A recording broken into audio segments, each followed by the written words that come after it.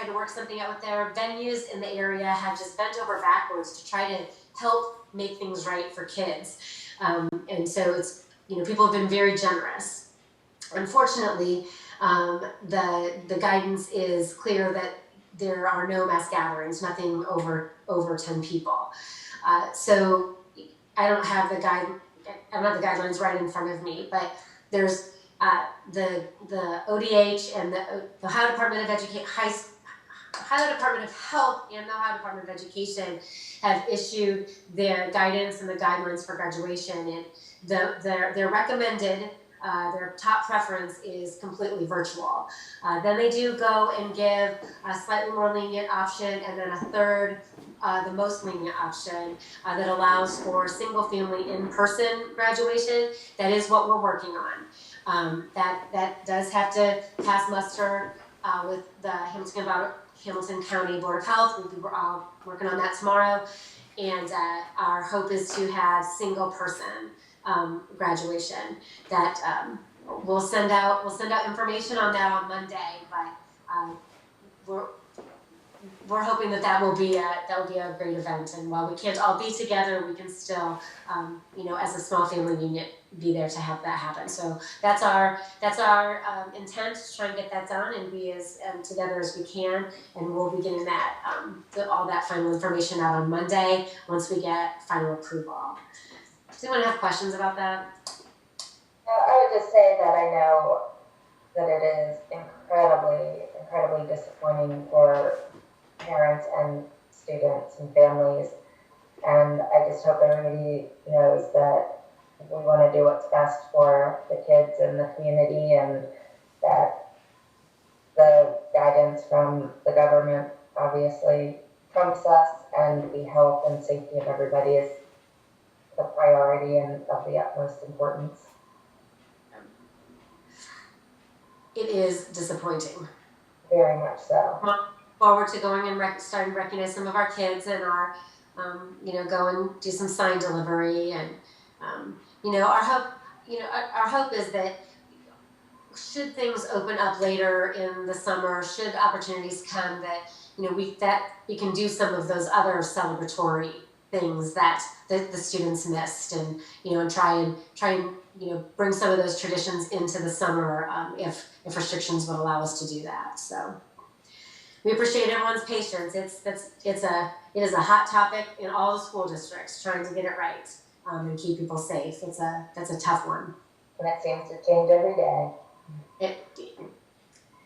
And you have to watch his question and answers. Like he gives a press conference every day at 2, but it's the question and answers when you get the good tidbits of, oh, that's how that works, and you get some clarification. So that's what many of us are doing at 2:00. The next topic is summer school. Obviously, we have no idea if we can provide in-person summer school. So we will address that, and we will deal with that as things open up and as we get permissions for that. But that is, we have no way of knowing whether that's going to even be possible this summer. So that's on hold. The high school, however, is able to offer the courses that they offer typically in the summer. They're going to do that online. So if you have specific questions about that, I think Andrea could answer those. But I believe those have been communicated out.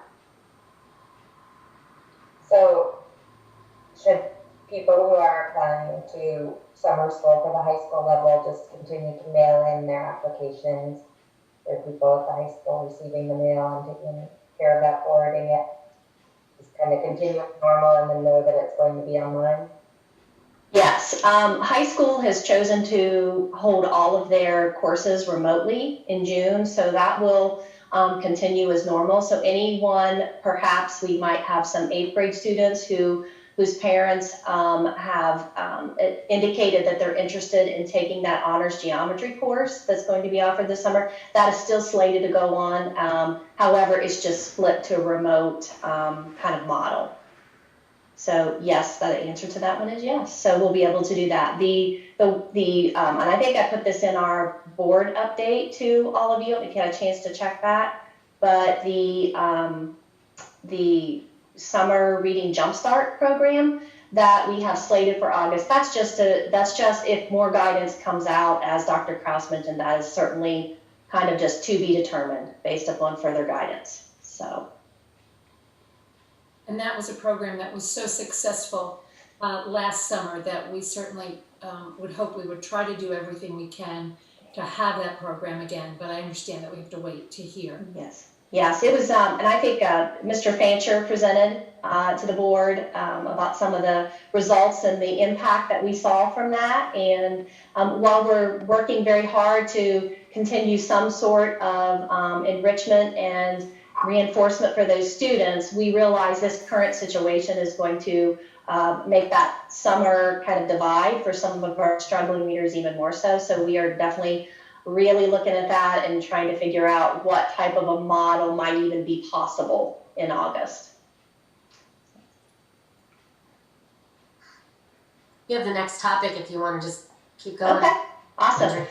Well, yeah, so, you know, Ned and Eileen did such a great job presenting this. So as they mentioned, we had 3 of our math leaders come to our student experience committee meeting. That was kind of in place of what we typically do. So traditionally we would have them come present at a full board meeting. The resources would be kind of in the board for a 30-day review, but with the current situation, we had to kind of adjust some of those practices.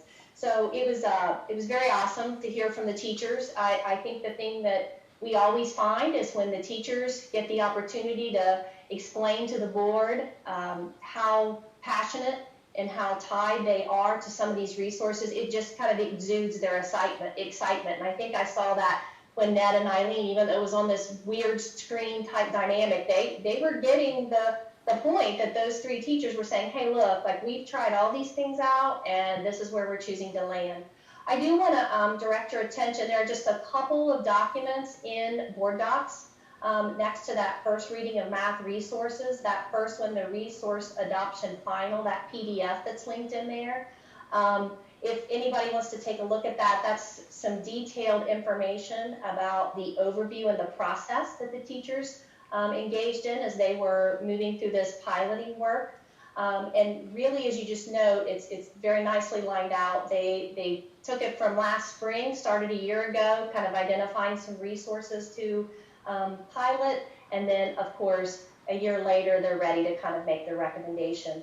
As I said, Ned did an awesome job kind of explaining that and talking about that alignment piece, which was very nice. Just a couple of things that I want to maybe reiterate or highlight is that the Math Excel that we have typically been using with our high school students is now it's a very true 7 through 12 alignment with our 6th grade newly adopted materials. Has a kind of a what I would call a more elementary approach to Math Excel. So the concept is that our students in grades 6 through 12 will have a true kind of Math Excel kind of program, which is in reference to what Mr. Fortune was mentioning when he was talking about that feedback piece.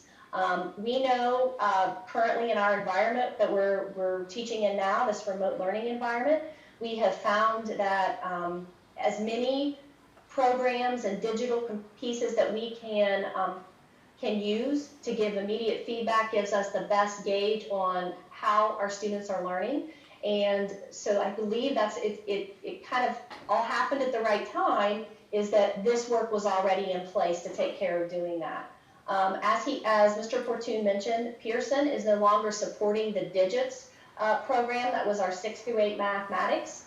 But what they have allowed us to do is to keep some of that, the digital component open, so that helps with a smooth transition as our teachers are moving into Envision, which is kind of their next iteration, if you will, of that Pearson product. So all of that, there's a 3-page document that's linked in there on that final. There's a 6 through 8 component, and the last page are the high school resource adoptions. And I just want to mention a couple little things about the high school piece and then see if you guys have any questions after that. So again, the 3rd page of that document is the high school component. Again, that's that Math Excel that they're using all the way through. Our high school people were very excited. I mean, they're a very thorough bunch, I must say. I was receiving a lot of emails about, well, this one, no way, not even going to look at that. Got a little bit into that, and boy, that salesperson really said this one was a good one, but nope, not so much. And they basically landed for our algebra, geometry, and algebra 2 resources a work, and we all learned something new that day, right, Ned and Eileen, that there is a guru mathematician named Ron Larson's, whose work is what many of our high-level mathematics people follow his work, and they were very excited to pilot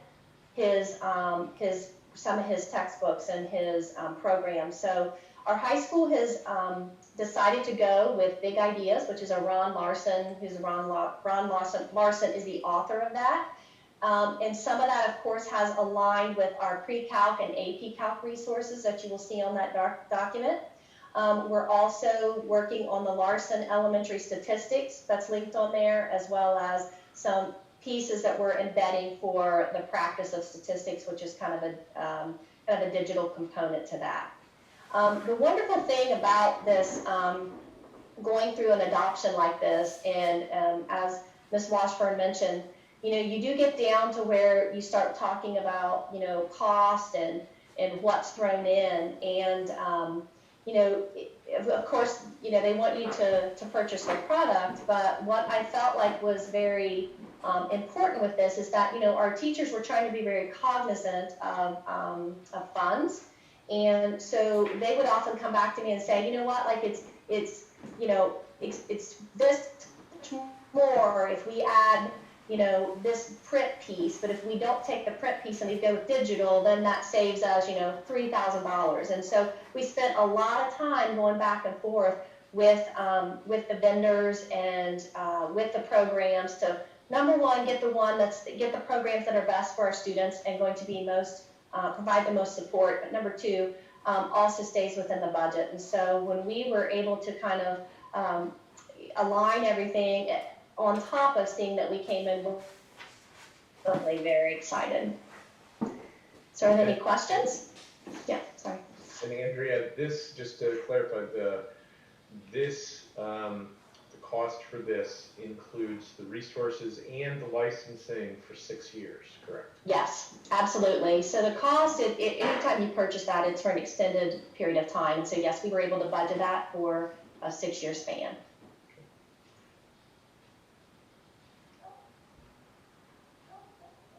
Just to clarify for me, I understand that it's coming in almost $91,000 under budget, and that's partly because of help from the publishing companies, but partly because of the work that the team did to make sure that we were getting the materials that were needed, and not to purchase anything that was just a nice thing to have. Is that correct? Absolutely. It was, it was very much, it was at the forefront of the conversation as we talked about going through this particular process is picking the best product for the students first that kept us within our budget. And the teachers ran with that, and I will tell you, they are very excited about it. I think now more than ever, since we've, we're going to do this in March, and now we've moved to this remote learning, they're starting to see how some of these resources are even going to be more critical if we're moving in and out of a model like this, some sort of hybrid model for next year. Great. And Andrea, I know that this isn't part of the math curriculum, but it might be important just to note also that we did make additional cuts in the curriculum from what was budgeted. Yes. Even after cuts. So, we have made some pretty significant cuts there, and I'm not sure what that's tuned to, but I know that it was significant as well. Yes. So, after the failure of the November levy, we did make some additional cuts out of the curriculum budget. And when Mr. and Holly and I worked together on that, in that particular budget, I did say, take this, but can we still earmark this portion so that we can finish out that math adoption? Because I did know many of our resources are getting ready to expire. So we were able to kind of push that aside and kind of hold that. And so that's why I think I keep going back to, we were 90,000 under. So I think Mr. Holly's probably kind of smiling there somewhere, because it definitely was something that we were putting at the forefront of many of our decisions. Any other? Awesome. Thank you. The next item is the first reading of a policy on student records. I'm going to ask Mr. Hawley to update that. It had something to do with directory information. Kevin, do you mind taking that one? Sure. Yeah. So we had conversations in our policy meetings about this policy, specifically student records. Within every school district, there is information, and it's actually under FERPA as well. That's called directory information. There's directory information that FERPA actually designates specifically, and most districts take on that specific designation. What we have done here, and I'm sure Kathy and Ed can speak to this directly, that directory information might be, and to whom may be able to receive it, in the sense of, I would say, protecting student records as much as we possibly can, without forcing us, with still being able to conduct business on a regular basis. So I don't know, Dr. Lorenz, if you have any other thoughts or anything No, to say. I would just tell the other board members that this is the first reading of this policy, and that it will be adopted at either the next meeting or the second May meeting. It was simply a review of the policy and a determination with consultation with legal and with consultation with policy company that we have the best definition of what we use directory information for, so we do protect the information of our students, so that we do not release identifiable information concerning students. And so we did, the policy committee did review this to make sure that we came up with the best legal definition to fit the needs for our policy. Yeah, and if I, just to add kind of onto that, I think that certainly we know privacy is, and as an IT person, privacy is very important. It is a hot topic, not just in protecting systems, but on what information can be either found, released, whatever, which is why with some concerns that had been given to us as well, looked at this policy, and I would say that all of us were probably a little bit very long-standing. We're a little surprised at all of the information that could be, let's say, given out at times. And so this is a tightening of that to make it, as Dr. Lorenz said, actually very restrictive for only school purposes that information for students is used. Okay, questions? Michelle, Eileen? No, it sounds pretty straightforward and thorough. Okay. Next item is the Planning Commission. And so that would be a board item, and I will start the conversation simply to clear up a couple of things. I mentioned to you earlier that I have received some email on behalf of the board. Some of them I think have come to all board members, some have come to only me, and there was some confusion as to what we were doing with the Planning Commission. There have been statements made at times about how we would get this started, how we would choose the members. And I just want to clarify that there has been no board decision on how to pick. I will reiterate what we have done so far. We have reviewed with no names on the applications, all 38 applications that we received, and we have ranked them based on a rubric which which has been available and which ranks such things as service to the community, ability to work and build consensus. So there has been no discussion about who might be eliminated, only discussion about the fact that we had 38 applications, and we are still working on how to pick the top ones. The only discussion that I can recall that I made in our last meeting was that we didn't necessarily have to pick the top 25. I believe we had said that we would have 25 community members and 7 staff members. 18, I thought. Yeah, 18, I'm sorry, 18 and 7 to come up with the 25. Correct. And the only discussion that I can remember saying was it was not necessary to start this planning commission to choose the top 18 if the board was not ready to do so. So in other words, due to the situation that we have right now, the board could decide, for example, to pick the top 10 and pick the top 2 that came in as applications from staff members, and start with a 12-member group or a 13-member group, and then add from the list as we are able to get started. But certainly the board, if you are all ready to take the top 18 that we picked, we can do that as well. So that was the only statement that I ever made concerning not taking all the members. Now, I will add to the discussion that I have had a brief discussion with Dr. Krause about how we could, in fact, get this group started.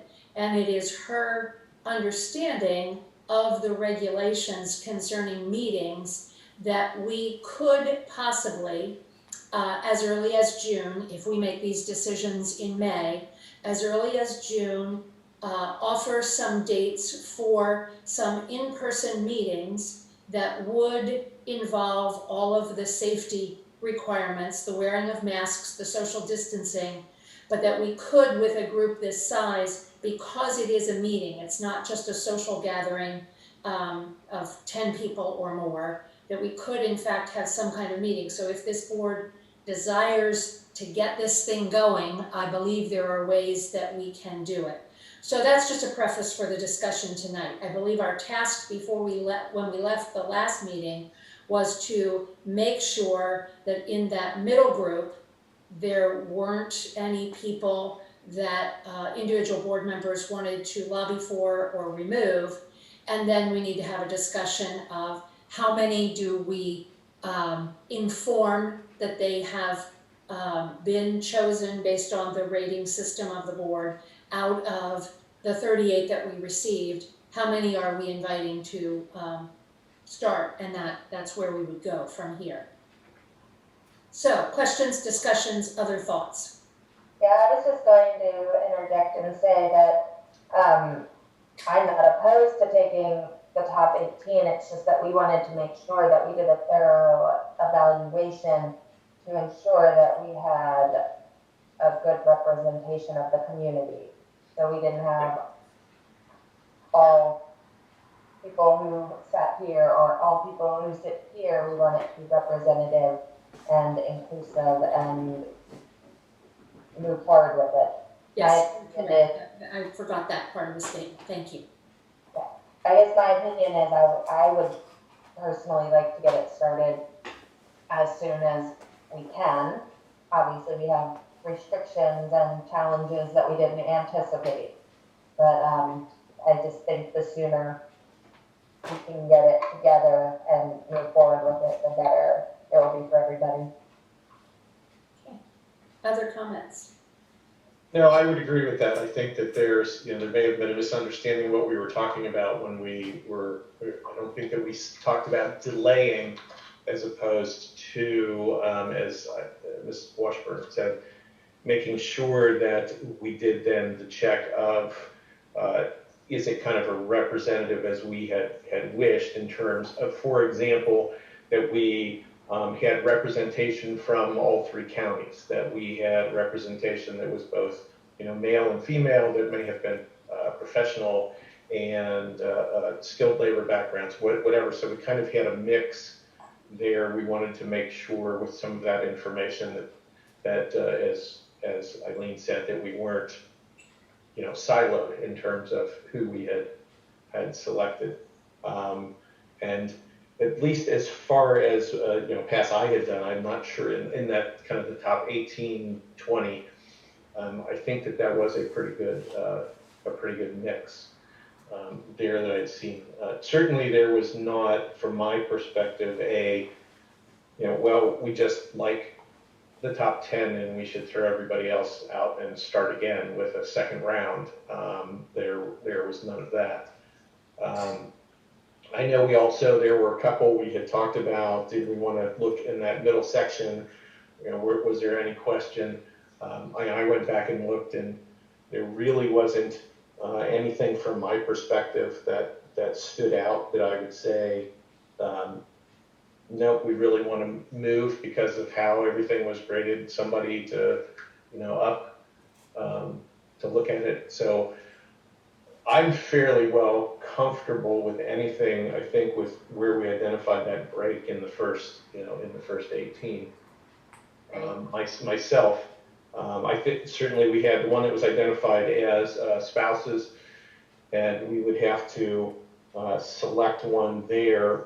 My personal preference there, if we were doing that, is that we would take the higher of the two rated, which also I think helps us kind of in our diversity, because that is gender-wise, that is a woman as opposed to another man there. So that would be my one recommendation there. Other board members can differ with that, but that's kind of where I am with this. I think we've done what we wanted to do in terms of reviews, and it fell out the way that it fell out, and no big questions for me. I don't think we need to belabor it. We need to start moving forward. Agreed. Anything else? So I hear you saying you're gonna, they're rank ordered, and it's the top 18, it would be top 19, Yeah. eliminate applicant 15 because of the Correct. spot. Correct. And are you, you haven't decided how you're going to contact people yet, but to expedite time, if someone were to decline, are you comfortable just following down the list? so that we don't have to try to regroup to figure out what would happen next? Personally, I would say yes to a point. It depends on how, if 15 of the 18 decline, then I would say no. But I don't think we'll have that. When we talked last time, that point we cut off was that 8.6 rating. Correct. So are you comfortable continuing down the line up until that point? Yeah. Well, that only gives us one, right? 8.6, because that's person 20 in terms of the quantity count is 8.6, and if we get rid of the one, that makes 19. Yeah. I would probably go down through certainly two more, down into the 8.2s. Okay. The only question I would have about going down below the 8.6, I'm not sure that we have in that document in other words, we have the people classified through 20. You don't know male or a female. female parents, not parents. We Okay. don't have the next ones, so going on to that next group could, I don't know, but it could change the diversity of the group. I think that would be, in my opinion, it would be fine. We're not talking about adding 20 additional people in this subgroup or 50 people in this subgroup. I'm not looking at the counties, but from a gender, it's not going to change things significantly. Okay. Gender. We had far more male applicants than we did female applicants. So. Yeah. Also, I guess my feeling is I don't think people would have applied if they didn't want to then serve. Right.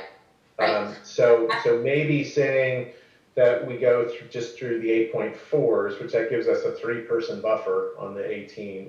Then we're kind of, let's see after we notify people. I was just trying to expedite if, what comes next at the board. So you can do that, and then you can decide how you want to, other than me giving you their names, so that you can decide how would you like to divide that up, or invite people, or have a letter, or My other question my question before we invite people is, do we not need to be able to tell them when we are envisioning that this group will meet?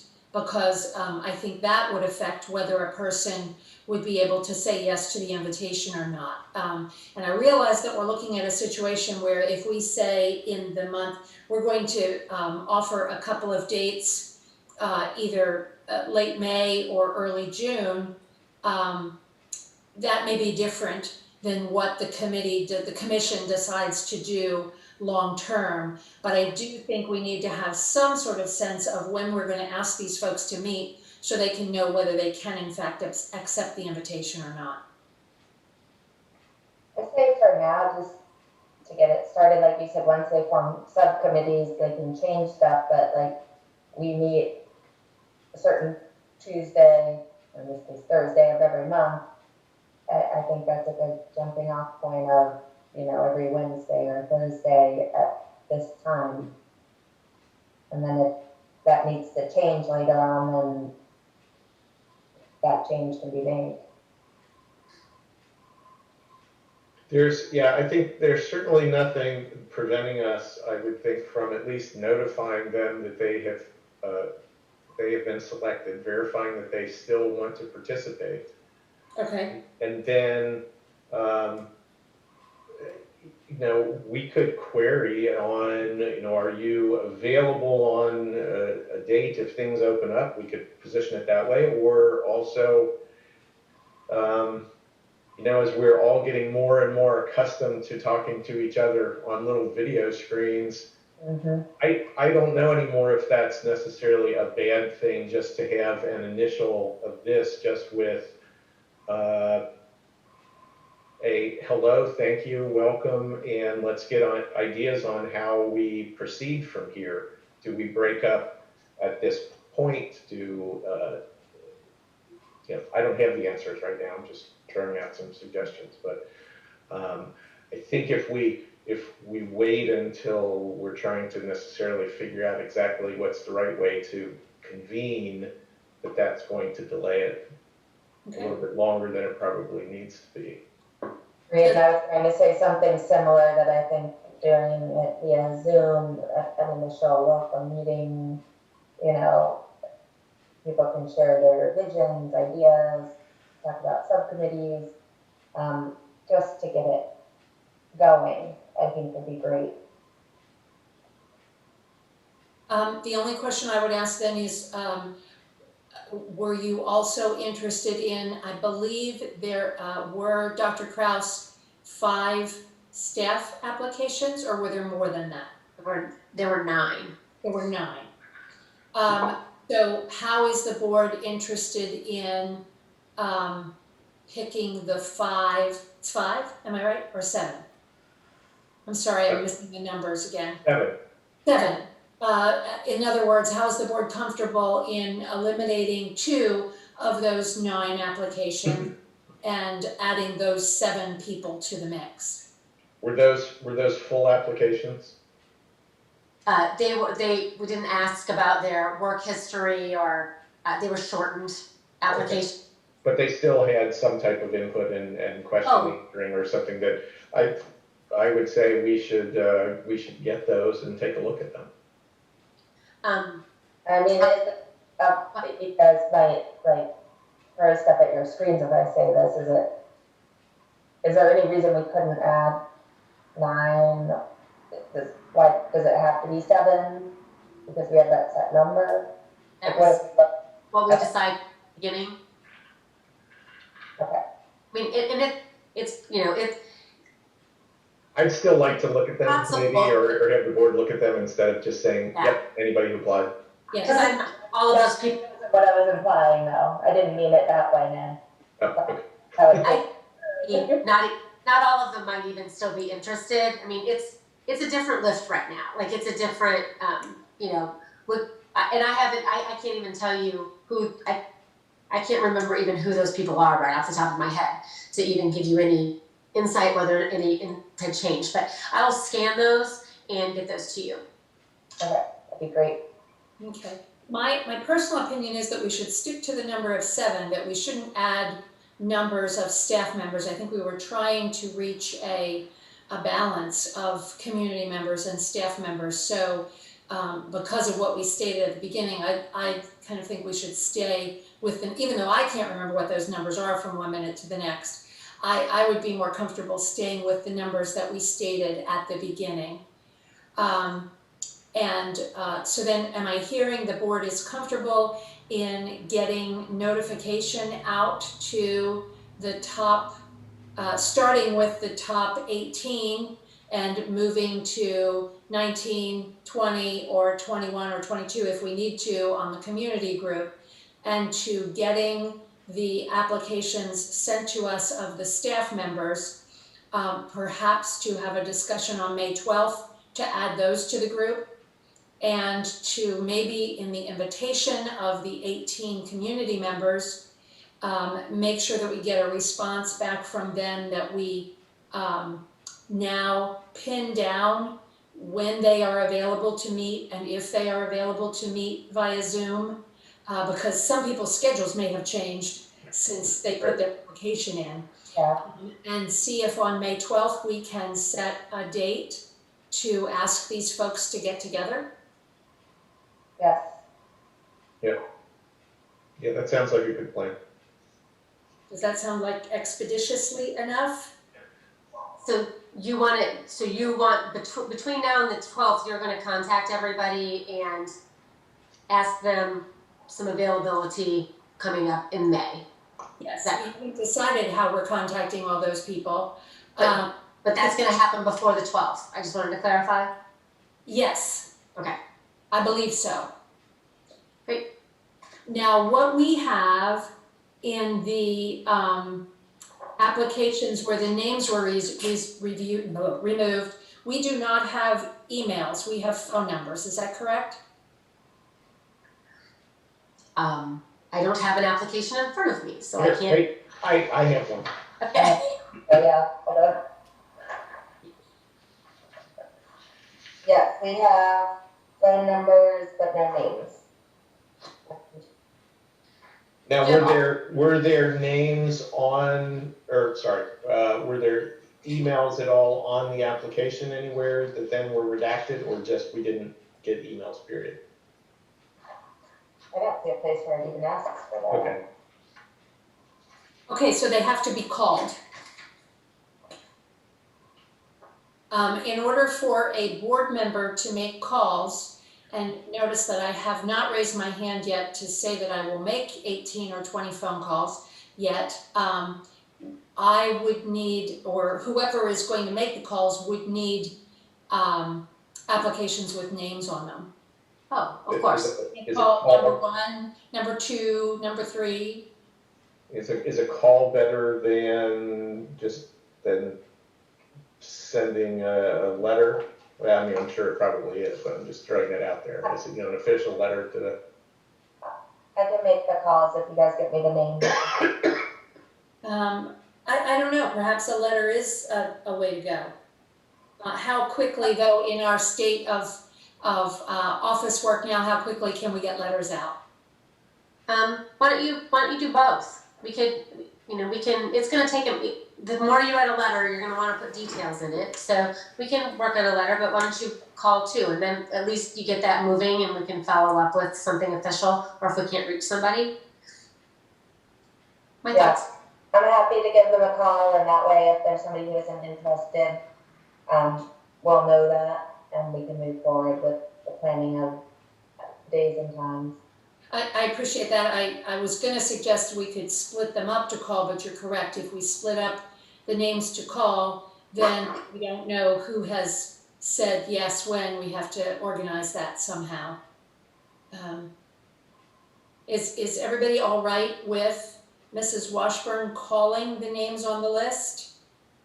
And us getting a letter written that will also go out to those folks? Yes, I am. Yes. Okay. That What means, happens when you volunteer for something, Eileen? I know, but that means people out there who are watching this live stream, if you see an unknown number, you have to answer your phone. That's true. I'll provide all of you with the list. With Eileen will be calling, but I will provide all of you with the list so that so you know who Eileen's calling. So that's not a surprise too. So Okay. I'll get that out to you tomorrow. I'll get the staff applications to you as well, and I'll scan those to you, and we'll get started on some sort of a summary letter, welcome letter, and I'll get you the names that go along with your surveys. Okay, so just to be sure, Eileen's gonna call and she's gonna confirm that a person is still interested, and she's gonna get some sort of preliminary, when are they available for meetings and are they comfortable with a Zoom meeting? Is that correct? And my goal will be to try to get to everybody by Sunday evening. Obviously, I have to teach all day tomorrow, but after I'm done teaching my lovelies, I will begin making calls. Okay. Great. Thanks, everybody. Thanks. All right. I think that's the end of the discussion topics under the superintendent's report. Are there any questions or discussion about any of those items before we move to the superintendent resolutions? No. Don't see anything. So the first item is a motion to authorize 2020-2021 membership in the Ohio High School Athletic Association for Loveland High School and Middle School. Is there a motion? I move. Ms. Pettit moved, and I saw Mrs. Washburn raising her hand. He seconded the motion. Discussion. We are all sincerely hoping that there is a Ohio High School Athletic Association season beginning in the fall. We're hoping that we are beyond all of this. We're very sorry that the spring season had to be canceled, but we obviously need to join this organization so that our student athletes are covered under that association. Okay, seeing no questions, no hands raised, Mr. Hawley, can we vote on that? Ms. Pettit, She's muted. There we go. Yes. Mr. Bortune, Yes. Mrs. Washburn, Yes. Dr. Lorenz. Yes. I believe motion carried. The second item is to approve the 2020-2021 student handbooks. This is going to be a long year doing all these 2020-2021 things. But it is a motion to approve the student handbooks. Is there a motion? I'll move. I I'll second. heard Mr. Portune and I saw Mrs. Washburn raise her hands. So I'll pick those two. Questions or discussion? I just want to say that, the handbook, you've had the handbook for quite some time, and, we've made any adjustments or edits that you might have noticed and got that cleaned up. We will, in August, add either a cover sheet or an addendum or additions that need to be. We know that there will be additional pieces of information and additional requirements and things that would normally go in a handbook that are going to be related to attending school until there's a vaccine. So we know there'll be changes or at least modifications. So our thinking was that in August, we would have at least a cover sheet that said, this is, you may have other guidance that supersedes this information just related to safety around the pandemic. So if there are changes that have to be made, those will just come in August then as part of an addendum, and we'll make those adjustments. All of the handbooks are online, so when we do make adjustments or newly adopted, it's easy to switch those out so that we have our most up-to-date information. So we're going to pretend like the handbook's going to cover everything for next year, when in fact we know Many things will have to change, but in general, this is how, we run the schools, and at normal times that would cover all those things. So just wanted to add that I wouldn't even know where to start to adapt that at this point. I will just note that I did have a chance to turn in my copy of the handbooks. You know how I proofread things. And I found a couple of things that were related to school starting times that seemed a little wonky to me. So I did turn that in. I believe that is in Mr. Ames's office. But I'm assuming also that some of those details may need to be reviewed before school starts as well. So I'll just let you know that that is there somewhere, and I'm assuming that it's going to be taken care of. So, thank you. Any other discussion or questions? No. All right, Mr. Hawley, can we vote on that? Mrs. Washburn?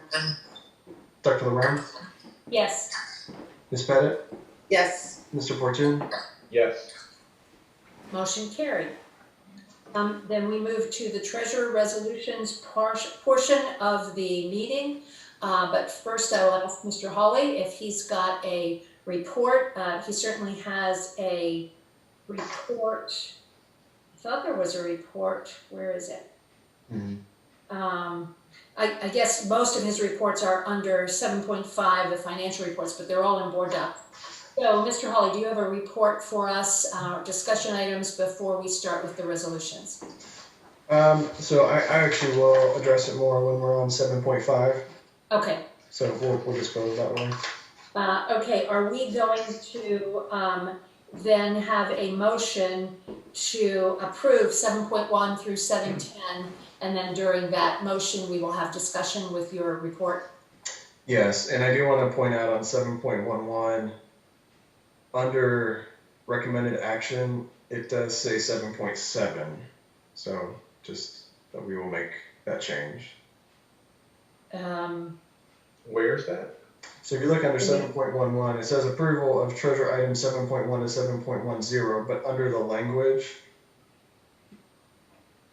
I printed it off. I'm looking. Oh, yes. Okay. Okay, I see it now. Thank you. I wasn't down to that language yet. Okay. Just had that. So what we will be doing is asking for a motion to approve treasure items 7.1 through 7.10. Is there a motion? I see Mrs. Washburn raising her hand, and then I see Ms. Pettit. So Mrs. Washburn moved and Ms. Pettit second to approve the treasurer resolutions. Now, discussion. Yes, so I'll just start from the top and stop me if you have any questions, but obviously I will ask if there's any instances that you do. So if we go 7.1 to 7.4, those are our typical Board of Education minutes. As you are all aware, and maybe not everybody's aware, the 19th is very short. There was a cancellation meeting due to the pandemic. So that's why if you do look at 7.5, you will see 2 sets of financial packets and financial information. So that's for February and March. Typically, we discuss those at our business meetings. Our business meetings are the second meeting of the month. So the first one is typically a work session. The second one is a business meeting, and we discuss these details at the second meeting. So that's why there are 2 sets on 7.5. Before I hop into 7.5, any questions on the minutes? I don't have any. Okay. So 7.5, again, is all of our financial data. It is also, this data is also on Open Checkbook. We have updated that through the end of March.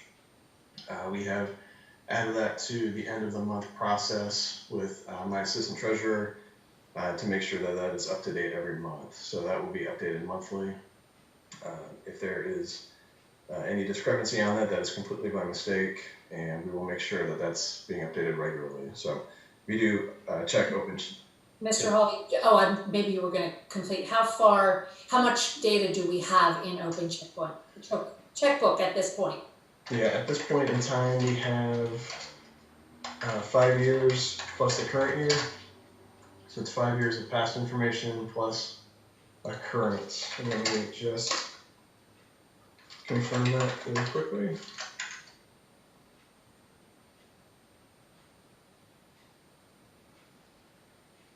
So that should qualify as about 6 years. Right, at this point. Yes, so through the 14-15 school year, which is fiscal year 15. And our plan was to hopefully get 10 years in, correct? Yeah, so we will continue to work towards that goal. Yeah, we will continue to do that.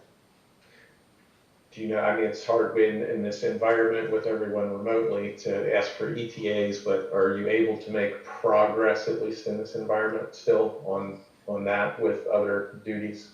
Yeah, we can do our best. I mean, it is obviously a pretty challenging time right now. As you can see, I am in the office at the present time. Do you see that? But I'm properly socially distancing. So my staff is currently working from home. We immediately, when everything occurred, made sure that they had the ability to work from their home offices. So, you know, some things take a little bit more time than typical. People are coming in on a regular basis to pick up mail and things that they cannot have directly mailed or sent to their home. So it is creating some delays on certain areas of business at this time. So I wouldn't say necessarily have an ETA at this point, but we'll continue to work towards that. Okay. Good. All right, so the one thing that I wanted to talk about on 7.5 is our financial reports. So basically just, we discuss this every month. We are actively and regularly looking at our expenses. This is not something that we do monthly. It is something that we are actively pursuing to make sure that we are meeting the goals of the district, not necessarily from just an instructional standpoint, but also from a financial standpoint. If you look at the previous forecasts, we are still on track to hit what we had anticipated. When we're talking about the forecast, that is something that we do update twice a year. It's typically in October and May. So the forecast will be updated in May. Although, as we've discussed many times, although it is a forecast, it is something that we look at on a regular basis. We're looking at cash flow analysis, making sure we're hitting our marks, making sure we're staying within budgets. We discussed it briefly last time that today is a different day given the fact that we failed a levy on Tuesday. The district has made significant cuts in expenses from the November failure, and now we'll see some significant cuts in expenses from the failure a couple days ago. That does not necessarily change our goals in the district, what we're trying to do, especially from a financial standpoint. And one big piece of that as well to discuss is the coronavirus. So the coronavirus, in many ways, does not really change the financial outlook for the district.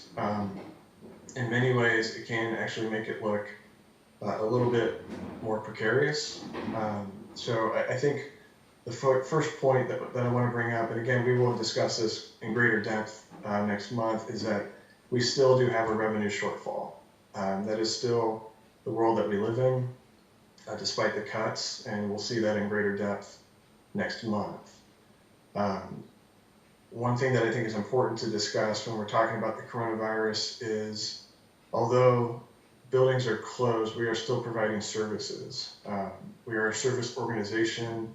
Most of what we do is we work directly with students. I'm sure Mrs. Washburn could have some interesting stories at this point on how to accomplish that on a regular basis. I have many friends that work in education, and they're working incredibly hard. Despite the buildings being closed, they're still providing services as best they can. We've talked throughout this process that most of our expenses go directly towards the classroom, so they go towards instruction in one way, shape, or form. With the coronavirus, we are still providing services. So that includes our regular services, that includes special education. Many of those are being provided through telehealth services. So not many of our expenses are being minimized. One of the questions that does come up deals with our non-teaching staff. You know, for instance, I am non-teaching staff. I am still working regularly, if not more at times, during this particular pandemic. What people do need to understand is our non-teaching staff are still, and our teaching staff are still required to be paid during an epidemic. That is per Ohio Revised Code, and that has been the direction, and that's what our legal team has advised us towards. I'm sure not many districts have had to deal with that when you're looking at the Ohio Revised Code, so many districts are trying to learn more about it and pivot. We've had multiple instances where the buildings have been closed, so it was not a full closure right at the beginning, but just understanding that per Ohio Revised Code, our non-teaching staff is still required to be paid through their contracts.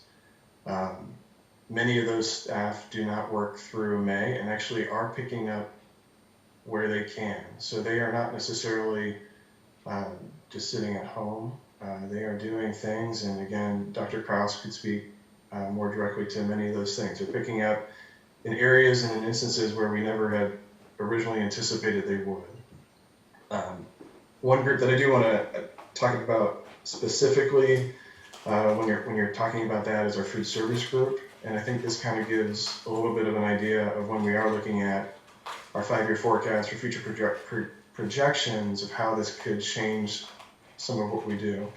Our food service group is still providing food to students, specifically our students in need. I first of all just want to commend them for doing that. They've been doing a fantastic job. Chris Tracy, who has our food service program, has done an amazing job. And I just commend them for working so hard in such a time of, I'm sure some people in the time of fear, in the time of uncertainty. When you look at our food service program, we are mainly, we're about 14% roughly free and reduced for lunch. So when we're talking about expenses, what takes care of that difference is our receipts from food sales. With the buildings being closed, we no longer have food sales. And so that's what allows our food service program to continue basically working without a deficit. Our food service program is a separate fund outside of our general fund, but in order to take care of some of those deficits, we may have to actually make some transfers at the end of the year, which we have not had to do in the past. Our food service program basically runs cost neutral, and now that we do not have sales, that is affecting that. So that's just one particular instance. So when you're talking about areas of saving within the district, we are seeing some utility savings. We are seeing some savings when it comes to substitutes. So that's substitutes with teachers, it's substitutes with our non-teaching staff. What we're seeing as well is overtime not necessarily occurring at this present moment. We do see some benefit savings with that because of the requirements for the district to pay into employees' pensions and Medicare. Other places that we're seeing it are some supplies. The challenge, and Dr. Krause mentioned it earlier, is we don't really know what next year is going to look like.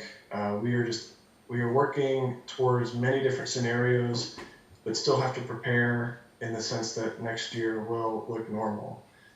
So there are areas that supplies are still being purchased in anticipation of next year. If students aren't coming back, we may see savings in the future. Again, we will not see quite as many purchases right now. I mean, paper's not being used, things like that. We will see some savings. All in all, I would say the district is looking at somewhere around $200,000 in savings. Again, it is April 30th. We are using projections. We are looking at estimates. We're looking at all kinds of data to understand every single day a better idea of really what the financials are looking like in the district. So even with those savings of $200,000, there may be some expenses that we have to do that we typically don't have to. So, there's the thought of extra cleaning within the buildings, maybe more cleaning supplies, face masks, all kinds of things that we're looking at it on a regular basis. So just so that the board understands is we are evaluating it, but it doesn't necessarily change the need for the school district. We are a residential tax base in Loveland. So within Southwest Ohio, we have the third highest residential tax base, and we still need our community to support what we're doing to continue to go the way we are. We cannot support the current level of services even after these cuts without the support of the district. And when I say district, the community members. So I would say the third point is when we're looking at the future to make the finances work, and we looked at this many times, it's either cuts in expenses or it's increases in revenue. I do want to address the revenue side just for a second, because although we are a public entity, and even like we talked about with food service, our revenue is not guaranteed. I can tell you the state of Ohio at this point in time is looking at potential cuts in state funding for fiscal year 20, which is what we're in right now. Those decisions have not been made, but it is a discussion. The state's budget is primarily funded through a state sales tax. And as we can imagine, that has dipped. They put out a report roughly the 10th of every month. So we have information on March. We do not have April data yet. We should have it in about a week and a half. Sales tax decreased by 10.5% from their projections. Thankfully, in January and February, they were seeing surpluses. But what you're seeing in the state is they will be seeing budget reductions as well. And when I say budget reductions, loss of revenue. So that's something that we're looking at regularly. Again, we are on the state does a biannual budget. This is the first year of the budget. Next year was going to be year 2. We are, again, anticipating some news, but that there could potentially be reductions in state funding next year. If you look at our revenue sources, ours is primarily through property tax. So we are, we need our community members to pay their taxes to be able to continue to fund the school district. That has not necessarily been an issue in the past. So we are looking at some recession level collection rates, so 10, 11, 12 recession, to see historically where we may lose some revenue potentially as people are unable to pay their property taxes. So all that to be said, it's a very fluid time right now. This is not your typical April. The things that I would be doing now, the things I would be looking at, this is very atypical. We work with the information that we've been provided at this point in time. We will be creating scenarios and looking at scenarios for next year as to what the needs are within the district from a staffing level. But we still require much more data and information. If you've watched the governor on his conferences, he says something that is correct. When people are talking about next fall, it's just too early to tell. So you plan towards potentials, and you try to pivot as best as you can. Unfortunately, the levy did not pass, and despite buildings being closed, we're still looking at similar cuts as to what we have already discussed. We will continue to look at potentially other ways where we may have to cut back, depending on what the state says here in the near future. Does anybody have any questions on that?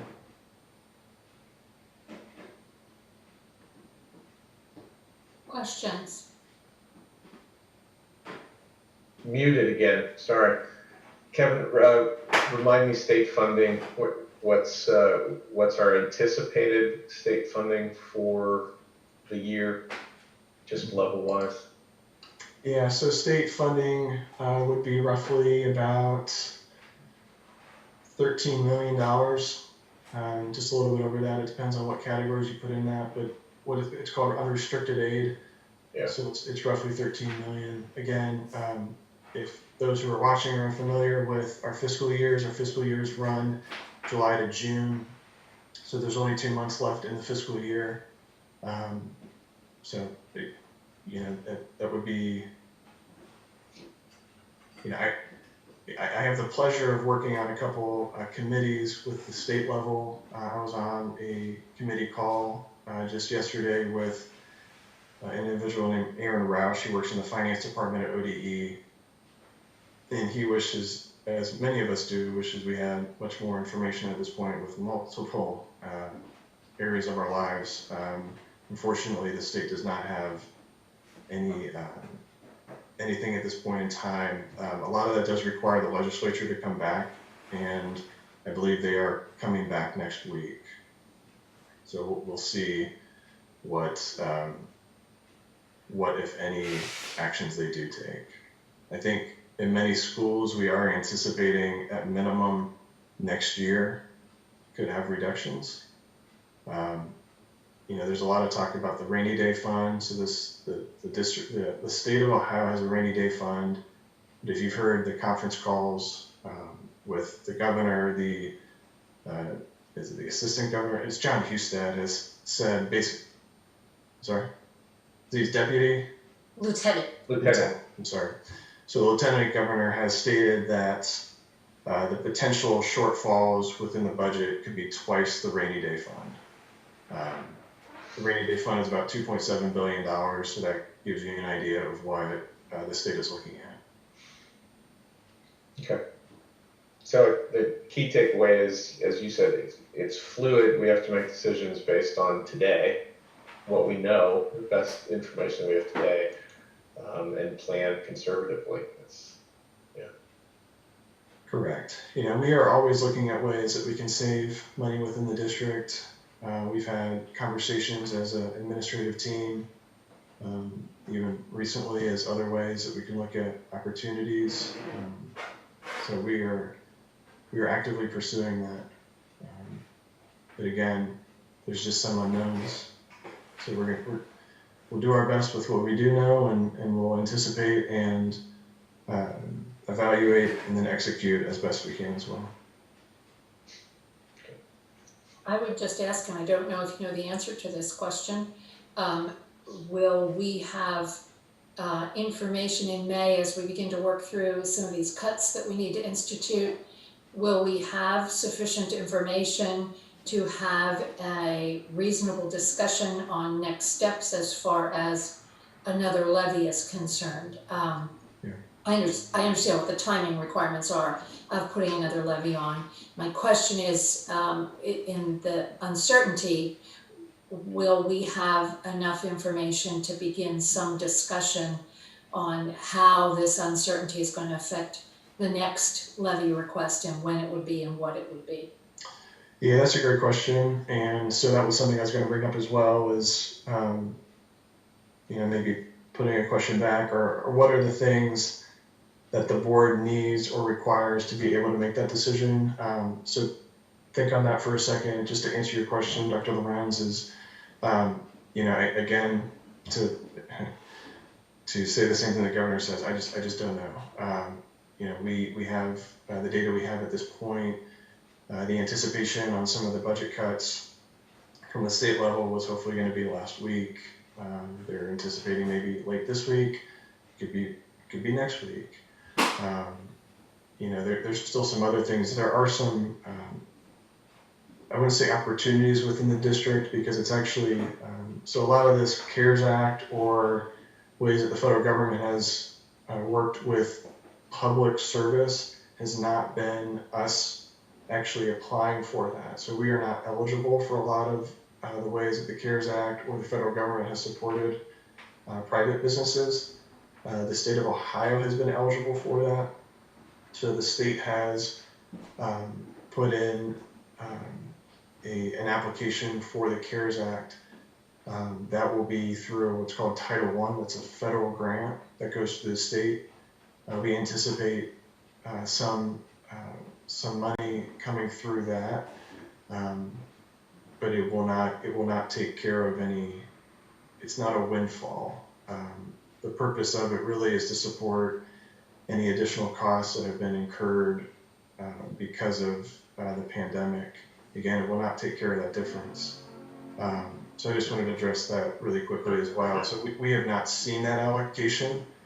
I'm sure many of us have a lot of different things in our particular lives that are somewhat unknown at this point, and we are not any different in that case. So we're planning accordingly. I hope to have as much information as possible in May. We will have a 5-year forecast. So that is one of the things that the state has not really actively pursued as to delaying. So as of right now, the requirement is still to have a 5-year forecast as of May. So there will be something to present. And I'm actively speaking with my colleagues, different avenues to get a better feel of what all districts are really feeling and sensing at this point in time. So going back to my original question is there anything that this board needs or requires in modeling or certain things like that they would like in order to make a decision or walk towards that? So I guess one answer, I'm not muted yet, to your question is, I think that it's important, if you have the model, it's important to look at is there impact, or what is the impact if we were to decide not to go back this year. I think that's a model we have to look at, certainly. That was my question as well, and kind of what does that look like? I think we went into March a little bit with the believing that some of the cuts that we identified were, again, simply assuming that a failure in March, we could not then count on passage in November. Therefore, we have identified these cuts in place kind of for that. So what additional would be required, if any, should we not go out this year? I'm certainly concerned that not just the community, but the staff, the administration needs a break from Levy. And we need to, and with the uncertainty of where August is going to be, and I think even November with this pandemic, I don't know. I think we need to look at that model.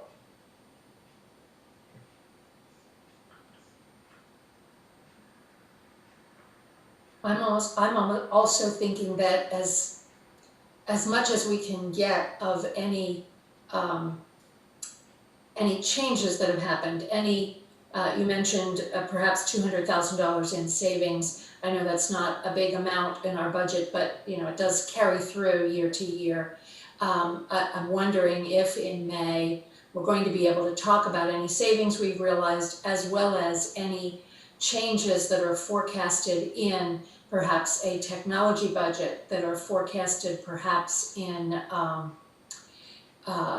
perhaps savings over the summer based on what we were able to do in April and May as far as buildings are concerned, those kinds of things. And I don't know if you're going to be ready in May with that kind of information, or if it's going to take until June to really see what the full year savings or costs were.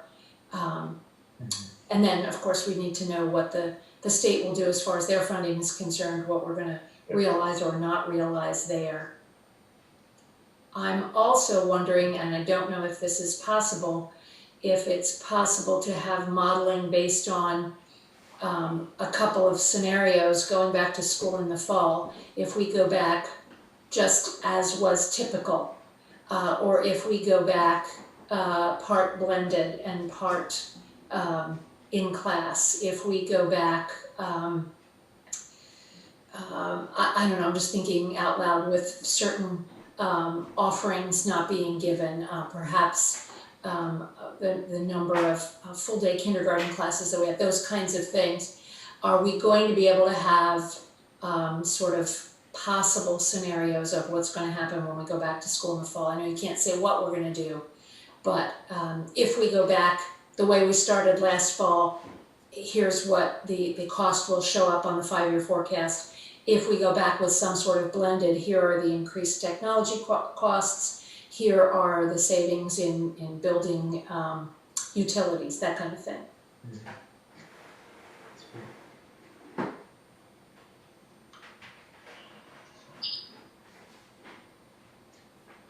Ms. Pettit, were you going to say something? You unmuted and then you muted. No? Yes, I'm struggling with even looking at the levy because there's so much unknown, not even just with us, not with the school district, but with each individual community member and their jobs and their worries and even in my own household, we don't know what's going to happen, and it's hard to focus on more unknown when we've got all this unknown right in front of us. Yeah. Kevin, if there's one more thing, I guess, that I would ask, and this isn't a question to get me shot, but because if we're looking at potential hybrid remote, whatever, and, if we looked, is there a way for you to easily model what is the actual cost of, for lack of a better term, in-person extracurriculars? So, if you looked at athletics, if you looked at anything else where there's cost to us there, to have that as just kind of as a bucket of what that cost is. And I don't know if that means to look at how that could also be funded, but just what is that actual cost for that bucket? Let me make sure I understand what you're talking about. So let's say, hypothetically, we do not come back in the fall and we do not have football, so we're not utilizing the field or those kind of costs. Is that what you're? Correct. So any cost that the district is putting out for that, what is the cost of, let's say, right, OHSA cancels a fall term. So what's the cost of fall sports? Yeah. Okay. We have the supplementals and Correct. uniform fees and refs, all of that. You want like added all together and that whole bucket of every fall sport. Yeah, I'm not really looking at this point for a line item thing, just kind of roughly what's the cost of that, yeah. Yeah, I can look into that because that'll play a little bit into one of the conversations that we're going to have here coming up. And I guess it'll probably be a little bit addressed here, but just to answer some of those questions is, so when you're looking at sports activities, again, it's similar to our, it is similar in the sense, not completely on cost, but it's just similar to food service that we have a separate fund that pays for many of the expenses when it comes to athletics. That particular fund is primarily funded through either pay to play, so pay to participate fees, or revenue from ticket sales. Okay. So that's what's called our 300 fund. Our 300 fund mainly pays for activities directly related to those sports. When I say directly related, not necessarily coaches. And this is typical in school districts that coaches are paid out of the general fund. So when we're talking about direct, we're talking about potentially ticket workers, talking about refs, balls, uniforms, things like that. So, and I guess that's later on, but just kind of jumping ahead a little bit is, when we're talking about sports, we can mitigate some of those costs because we don't have necessarily a need at the time. So we're not going to be buying potentially tennis balls right now because unfortunately spring sports were canceled. So even though we have the revenue not coming in, we do not have cost. So some of that again will kind of be a zero-sum gain. Right. What I will look into is more the supplemental fees. So you're talking about coaches. So. Okay. Yeah. And I mean, just even quickly too, and Brian, Mr. Canasser could speak to this a lot as well. So we don't necessarily want to go too far down this path, but similar to many athletics, our football gate does support a lot of what athletics does. And so that is something that we will continue to look at. I'm sure we're not a college sports team where we have 60,000 people coming, but it still it does have ramifications if we do miss some activities in sports that generally pay for a lot of what we can do. So just heads up. Okay. That's great. Thanks. If you have any other things that come up or any other thoughts as to things I can provide to best facilitate your decision, just reach out to me, please. Thank you. All right, so moving on to 7.6. So this is our payment in lieu of transportation. This is something that we do every year. These are individuals who drive their students to school, but may have had that, and that we're not able to support that transportation. So they have the right to be refunded a portion of that.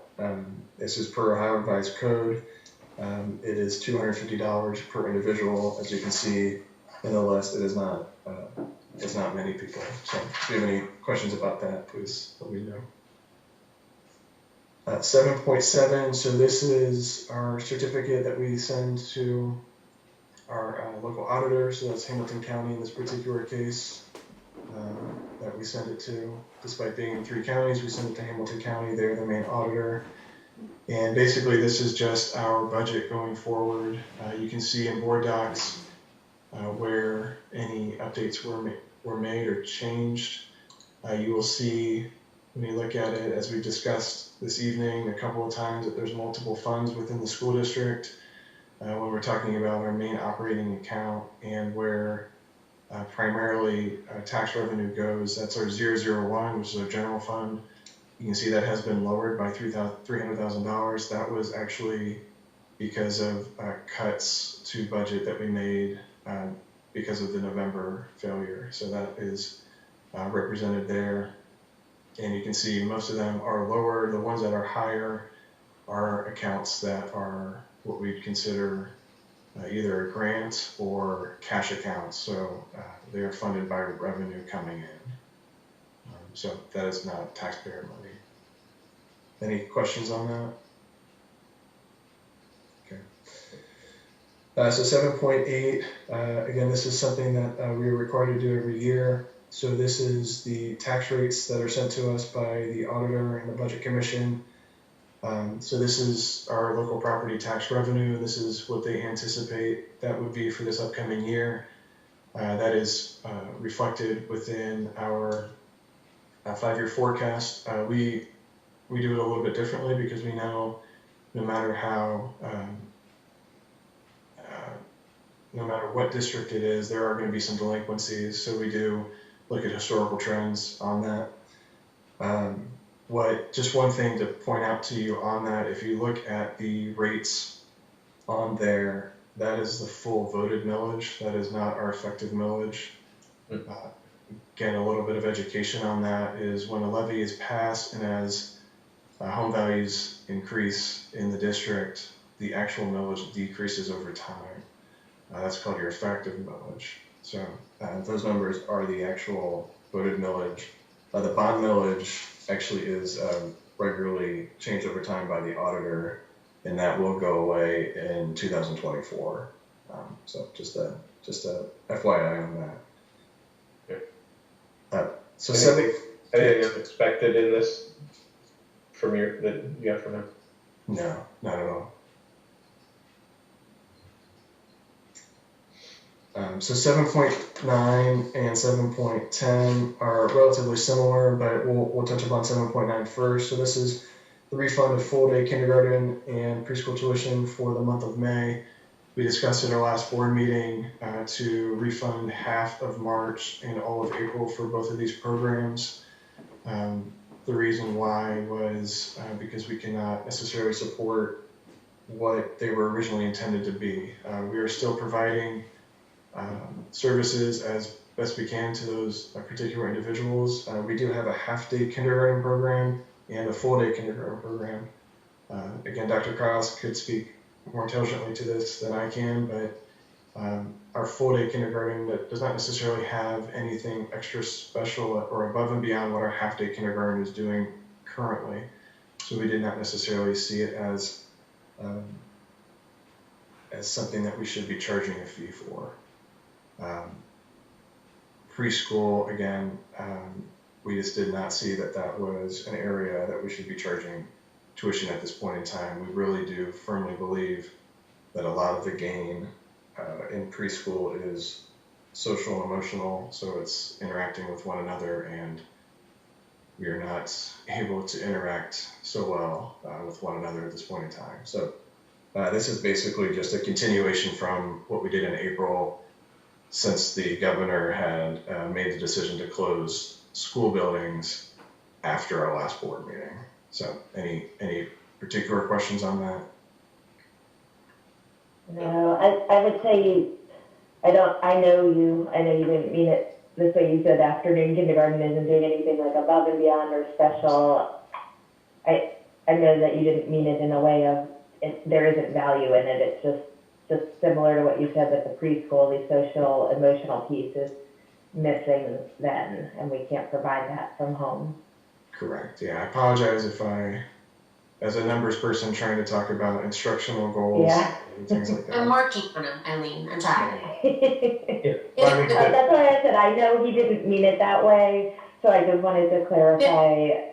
In the home environment, we're providing that basic instruction, but they're not lunch and doing those additional things. There is additional enrichment, of course, when they're with us. We just weren't able to replicate that in the full day program remotely. We also discussed on the full day kindergarten and the preschool that these are students whose parents were able to work or do whatever they needed to do based on the fact that their children were in school. And now that they are not in school, they're incurring costs that are not, they may be incurring childcare costs, they may be incurring costs to their career, having the children at home, not having them in the school building. And so it also seemed unfair to charge them tuition for time that they're not getting. Correct. Thank you. All right, so 7.10, 7.10. This is a recommendation to refund high school and middle school pay to participate fees for spring athletics. As Mr. Fortune has already brought up, the Ohio High School Athletic Association has made the decision to cancel spring sports after the decision by the governor. I mean, if you have any questions about that, please let me know. I think it seems natural at this point in time that we would be refunding for those particular areas since they're not able to compete or be a part of those teams. The only thing that I would note is that in at least one of the communications I received, a person asked when the fee would be refunded, or they were willing to have that fee be a credit for next year. And I believe that you had indicated that there was an issue with that with the athletic department. Is that correct?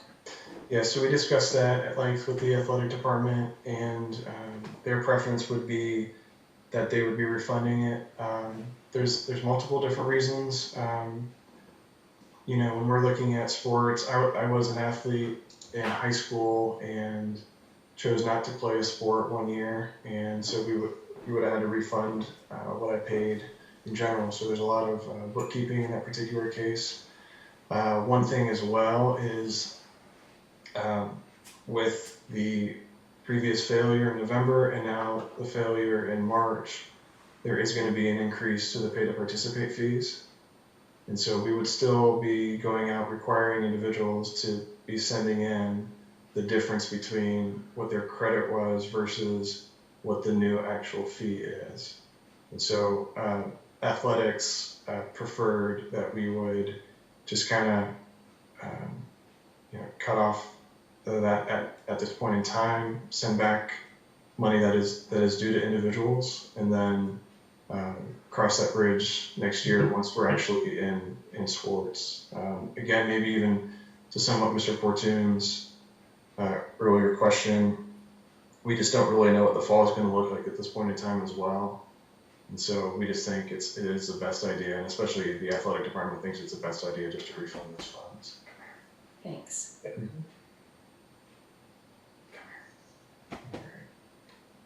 Okay, those are all your items. Mr. Hawley, did you have anything else to discuss with us?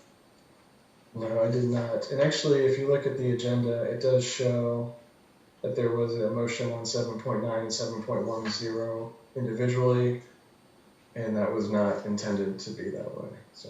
Okay.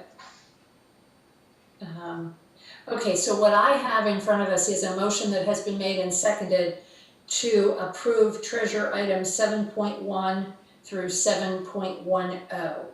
Any other discussion or questions? No. No.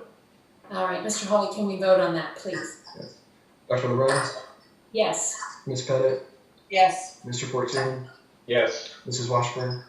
Yes. Motion carries. Thanks, Mr. Hawley. Time for a drink of water after that report, I think.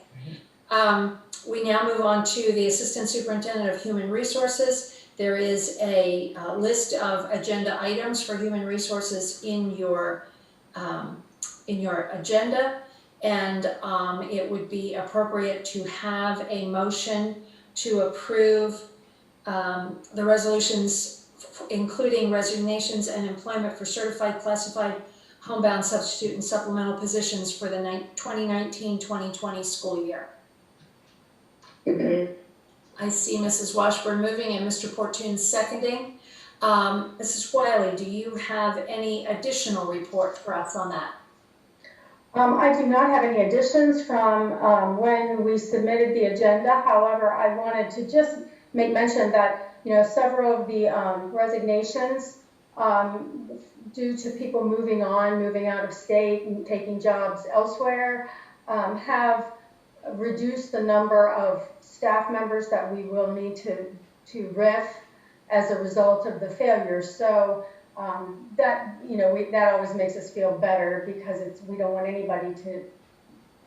lose anybody. We want everyone to be employed, and so it makes us feel a little better about the outcome.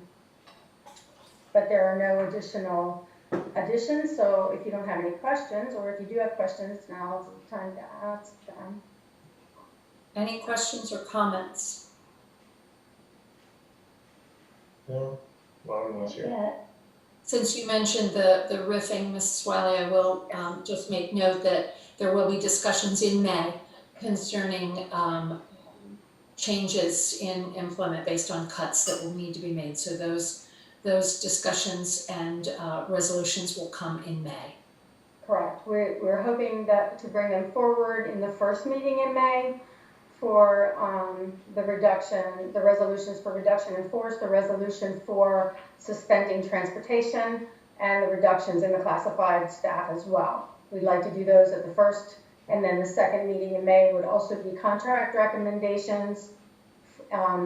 First meeting in May, administrators. We're hoping to have the administrator contract recommendations and realignment, so we can work through all that in the next 11 days.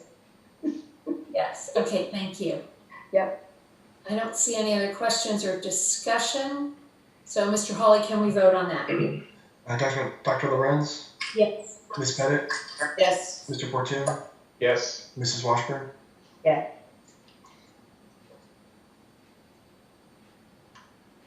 Oh, I'm muted, sorry.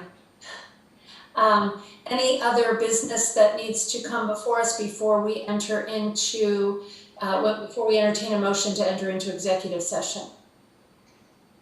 Can I just make a quick comment that I meant to say at the beginning? Yes. Just saying that, acknowledging that this election was obviously difficult for everybody in that it was very different and unexpected, and we've had to pivot a lot. But I do, even though it didn't turn out the way that we wanted, I want to thank everybody for going out there, I guess out to their mailboxes and voting to have their voices heard. And we acknowledge, or at least I acknowledge, we have a lot of work ahead of us to move forward and do what's best for our students, our community, our staff, and just everybody who's affected and involved. So it's a process, and we'll all get there together. Thank you. I would just ask at this point, when we have a motion to go into executive session, I would just note that the Zoom meeting, I believe, will be suspended while we go into another type of meeting that can be executive session, and the Zoom meeting will be resumed after executive session. I do not believe that there will be any action taken, but the Zoom meeting will be, it will still be live when we come back and adjourn. Right, so we won't be in the meeting. The meeting will stay. There'll just be a sign that says we're in executive session. All right. So then do we all need to leave this meeting at this point after we do executive session? Okay, so what I would entertain at this time is a motion to go into executive session. I see Ms. Pettit waving, and I think I saw Mrs. Washburn's hand there. So that was a motion and a second. All those in favor, please say aye. Aye. Aye. So any opposed? Okay, I believe I heard 4 ayes, so I have us going into executive session at 8:36, and we will leave this meeting.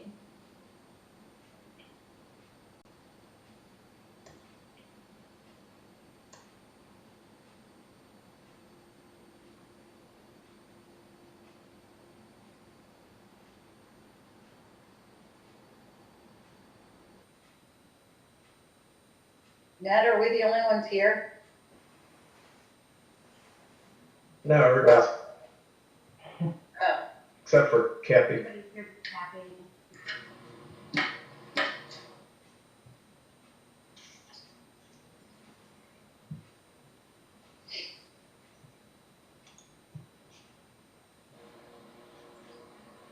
There's Kathy.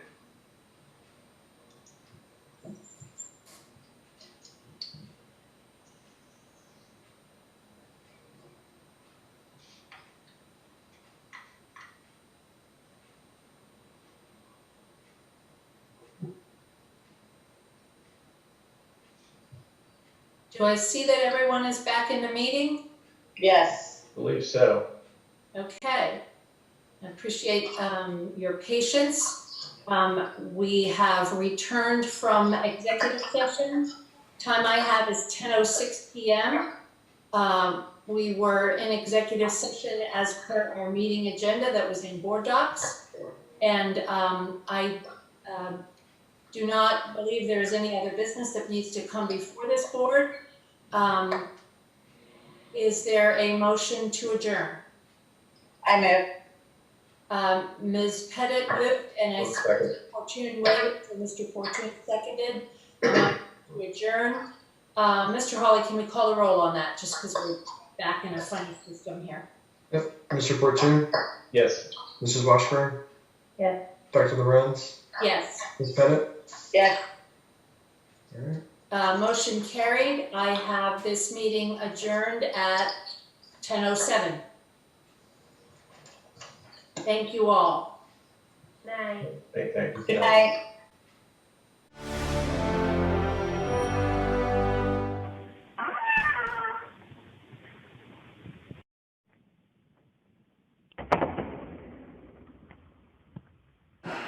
Now we're cooking with gas. Yeah, we are.